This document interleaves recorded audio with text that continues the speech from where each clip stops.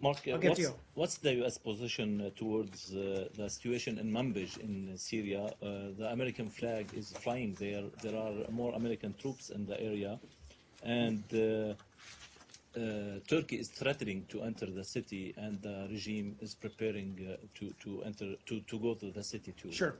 Well, I believe the Pentagon's already spoken to this in some tactical detail, and I would encourage you to speak to them directly about these kinds of movements on the ground. I think, broadly speaking, of course, it's a very complex environment around the area east of El Bab. It's a place where multiple forces, frankly, have converged, all with the intent to drive out ISIS. But I think when you've got multiple forces in such a small, confined space, we want to avoid any unnecessary or unintended escalation in what is already a very tense and dynamic situation.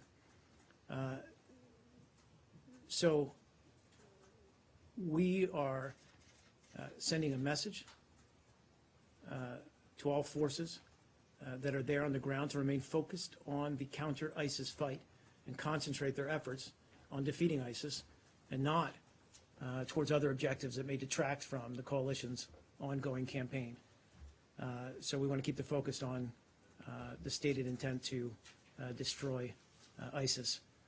The coalition is going to continue to work in close coordination with allies and partner forces, again with the focus on defeating what is a common enemy, which is ISIS. One more on this, Mark. Okay. U.S., Russia, and Turkish chief of staffs have met in Antalya today, and they will continue meeting.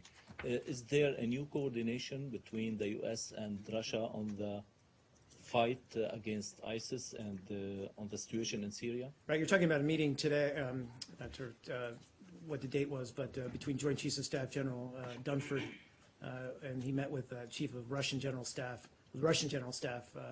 as well as the Chief of the Turkish General Staff. The purpose of the meeting, as I understand it, is to enhance senior-level military communications and improve operational deconfliction of our respective military operations in Syria. I'd refer you to DoD for any details, but my understanding of this is that it remains focused on deconflicting. Mark, you understand Russian, Nick. Mark? Just two